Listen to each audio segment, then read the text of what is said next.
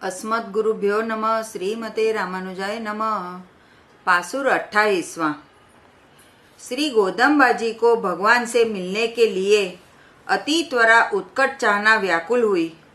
प्रेम पूर्ण सच्चा मनोरथ किया तो भगवान उन्हें मिले। वे श्री जी का अवतार थी। वे अपने साथ हजारों चेतन जीव अपनी सखियों को उपदेश देकर प्रेम सहित अपने साथ लेती हुई भगवान से मिलाई, उनकी भी भगवत प्राप्ति कराई। इससे यही शिक्षा मिलती है कि भगवान के सच्चे प्रेमी भागवतों को चाहिए कि अपना भर अकेले का कल्याण कर लेना उसमें कुछ बड़ाई भलाई नहीं है, परंतु सबको साथ लेकर के जो कि अपने से छोटे हैं, गरीब है, सामान्य ज्ञान वाले हैं, उन्हें भी भली प्रकार से समझाकर, प्रेम से समझाकर अपने साथ में लेते हुए उनका भी कल्याण करना चाहिए। सच्चा कल्याण भगवान के मिल जाने में है। सदा के लिए भगवान की सेवा और दर्शन प्राप्त हो। सूरवीर बनना चाहिए।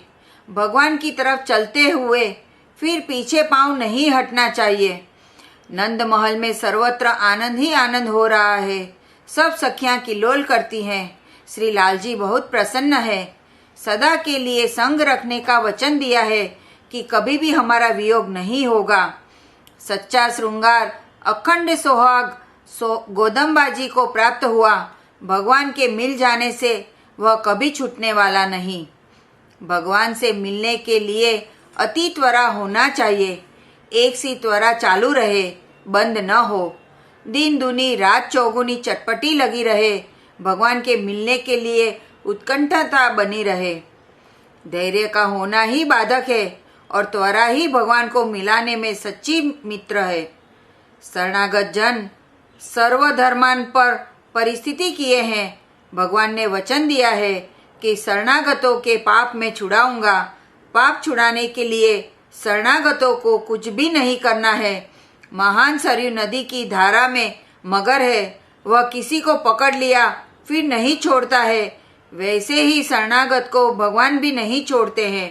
शरणागत लोग भगवान की नवधा भक्ति को करते हैं। भक्ति को साधन नहीं मानते, फल रूप भक्ति को करते हैं, क्योंकि शरणागत के लिए भगवान की कृपा ही उपाय है और भगवान की सेवा करना फल है। पाप छुड़ाने के लिए अथवा भगवान से मिलने के लिए उपाय मानकर जो भक्ति की जाती है, वह उपाय ग्रहण किया जाता है तो वह शरणागत को बाधक होगा। कृपा को उपाय मान लेने पर जितने उपाय शास्त्रों में कहे गए हैं, वे सभी उपाय शरणागत के लिए बाधक हो जाते हैं। कृपा उपाय मानने वाले शरणागत को उन सब अन्य उपायों को जड़ मूल से उल्टी कई के समान परित्याग कर देना चाहिए। व्रत, दान, यज्ञ, तीर्थ में धर्म भावना अर्थात पाप छुड़ाने की भावना नहीं करना, क्योंकि एक ही वस्तु में मारक और तारक शक्ति होती है। आज्ञा कैंकर्य मान करके जो कुछ किया जाता है वह तारक होता है और साधन भाव मान करके करने से मारक हो जाता है। संसार का सभी कार्य व्यवहार स्वरूपानुरूप प्रभु प्रसन्नता के लिए फल और साधन भाव छोड़ करके किया जाता है तो तारक होता है। शरणागत जन भी वृंदावन, अयोध्या आदि तीर्थों में जाते हैं, परंतु पाप छुड़ाने के लिए नहीं जाते। शरणागत का पाप छुड़ाने का जिम्मा तो भगवान लिए हैं। शरणागत हैं, उन्हें एकमात्र भगवान की कृपा से ही मतलब है। बाकी सभी अर्थात देवतांतर, उपायांतर, फलांतर, प्रयोजनांतर आदि सभी त्याग कर देना है। शरणागत दान देता है, परंतु उससे फल मिलने की कोई इच्छा नहीं करता। भगवान की आज्ञा है, भगवान की सब चीज है। भगवान सब जीवों को दिया, फल कुछ नहीं चाहता है। सच्चे गुरु की कृपा होने से भी भगवान का मिलना सहज में हो जाता है। शिष्य की गुरु में उच्च भावना होनी चाहिए। श्री गोदम्बाजी भगवान से कहती हैं, आप गोप हैं, गाय पशुओं की आप सदा रक्षा करते हैं, वैसे ही हमारी भी रक्षा सदा ध्यान रखें। भगवान बहुत प्रसन्न है। कहते हैं, आपने हमसे मिलने के लिए बहुत परिश्रम किया है। आपके हम ऋणिया हो गए। पतियों के रोकने पर गोपियों ने प्राण तक छोड़ दिए। तल घरों में जेल भोगा, डांट पड़ी। ऐसे बहुत से कष्ट सहकर भी आपने हमसे मिलने की बात नहीं छोड़ी। भगवान के सच्चे प्रेमी को भगवान की सेवा ही सब कुछ है। ठंड के दिन है और रात्रि शेष है। कोई प्रेमी जन अपने अर्चा भगवान को ठीक से शयन वस्त्र रजाई ओढ़ाया कि नहीं है। रात्रि में जोर की ठंड पड़ रही है। वो प्रेमी उठकर छटपटाता है कि लालजी को बड़ी ठंड लगती होगी, अब क्या करूं। शास्त्र तो विधि बताता है कि स्नान करके अर्चा भगवान को रजाई गरम वस्त्र जाकर उड़ाना तथा उनकी सब सेवा करना चाहिए। परंतु वह प्रेमी उस समय प्रेम दशा में बिना नहाए ही अपने श्री अर्चा भगवान को रजाई गरम वस्त्र जाकर ओढ़ाता है। प्रेम पूर्ण इस प्रकार के प्रसंग पर भगवान प्रेमी पर बहुत प्रसन्न होते हैं। श्री गोदम्बा जी कहती हैं, हम अहिरिन गुजरी हैं, आप अहिर हैं। हमारी बोली से आप नाराज मत होना, अहिरिन समझकर क्षमा करेंगे। भगवान श्री लाल जी कहते हैं कि तुम अहिरिन न हो तो मैं भी अहिरिन हो तो मैं भी अहिर हूँ। वशिष्ठ कुल का थोड़े ही हूँ। कोई कहता है ऐसे अहिर कुल में क्यों प्रकट हुए। अहिर कौम बड़ी भोली भाली होती है। ऊंची जाति के लोगों में बहुत अहंकार रहता है। हम गर्ग, हम गौतम, हम भारद्वाज आदि गर्व के वचन बोलते हैं। उन गर्व के वचनों पर एक पैसे का भी मिर्च भी नहीं मिल सकता, अर्थात वे कौड़ी कीमत के नहीं है। श्री गोदम्बा जी कहती हैं कि हमारा आपका संबंध अटूट है। जिस प्रकार श्री रुक्मणी जी और सीता जी के साथ आपने कड़क कठिन व्यवहार किया, वैसा हमारे साथ नहीं करना। हमें आपके संबंध का ज्ञान है। श्री लाल जी कहते हैं, वह किस का ज्ञान है। वे बोली, नारायण शब्द से संबंध ज्ञान हुआ है। यह कभी नहीं छूटने वाला संबंध है। नार जो हम सब जीव हैं, उनके सर्वस्व मालिक स्वामी आश्रय स्थान प्रभु एकमात्र आप ही हैं। आप ही नारायण है। यह नारायण शब्द सुनकर श्री लाल जी मुंह बना लिए। नाराज से होते हुए कहे कि हम तो अहिर हैं, अहिर से संबंध किया है और अब आप नारायण बताती हैं। गोदम्बा जी कहीं कि नारायण आपको छोटा लगा तो हमें हमारी भूल के लिए क्षमा करे। आप तो नंद कुंवर, गोपीनाथ, काली कामरिया वाले, गुंजा मालाधारी, गोविंदा गोप, श्याम सुंदर बंसी वाले हैं। यह सुनकर श्री लाल जी बहुत खुश हो गए। जैसा वेश है वैसे ही नाम से कहना बोलना चाहिए।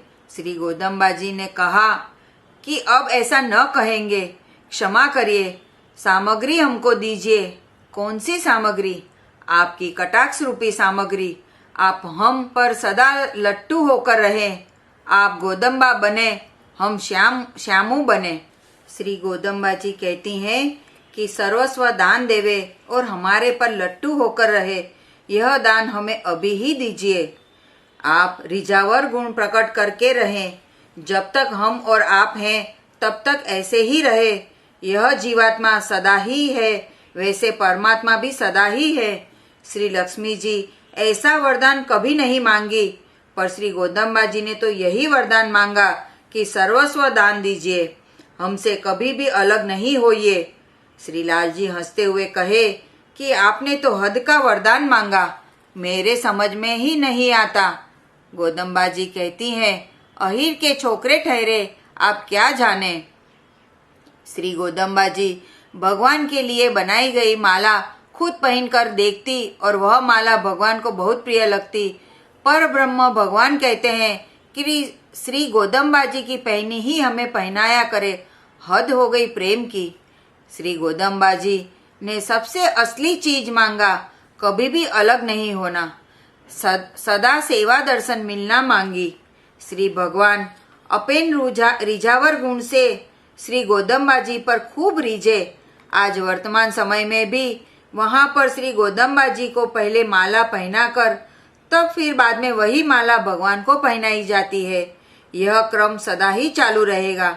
जो भी जीव भगवान से मिलना चाहता है, भगवान से मिले बिना उससे रहा नहीं जाता। ऐसे प्रेमी पर भगवान बहुत रिझते हैं। भगवान को चाहने वाले पर भगवान रिझावर गुण से निछावर होते हैं। लोग तो छिपा कर रखते हैं और भगवान तो गोदमबाजी की पहनी माला पहनकर प्रसिद्ध सर्वत्र जाहिर कर दिए। ये सब दिव्य रहस्य को समझदार प्रेमी लोग ही समझ पाते हैं। श्री गोदमबाजी श्री लाल जी का मंगल मनाती है। श्री लाल जी कहते हैं, जल्दी शीघ्र ही 1-2 दिन में विवाह होगा। श्री लाल जी का मंगल हो। इस पासुर में गोदमबाजी भगवान को गोविंद नाम से पुकारती है। पहले 1 पासुर 7 और 10 पासुर में नारायण पुकारती है और 27, 28, 29 में गोविंद पुकारती है। भगवान के नाम 2 प्रकार के होते हैं, परत्व सूचक और सौलभ्य सूचक। नारायण नाम भगवान के पर तत्व को सूचित करता है और गोविंद नाम भगवान के सौलभ्य गुण को दर्शाता है। सौलभ्य सूचक नाम से भगवान अत्यंत प्रसन्न होते हैं। आचार्य की सन्निधि में शिष्य लोग अयोग्यता की विनंती कर अपराधों की क्षमा मांगते हुए परम पुरुषार्थ भी मांगते हैं। गायों के पीछे जाकर वन में खाते हैं। इसका अर्थ है ज्ञान शून्य पशु की तरह भटकते हुए संसारम रुकांतर में पड़कर शुद्र विषयों को भोग रहे हैं। आचार्य कृपा से ज्ञानियों का अनुसरण करते हुए भगवान का परिपूर्ण अनुभव करेंगे। आचार्य परम पद छोड़कर ज्ञानहीन हमारे बीच अवतार लेते हैं। ऐसे महान आचार्य के साथ हमारा आत्म संबंध होने से तोड़ा नहीं जाएगा। ऐसे महान आचार्य के विषय में कभी भी अपराध हो जाता है, जिसके प्रति क्षमा मांगना हमारा कर्तव्य है। श्री लाल जी का मंगल हो।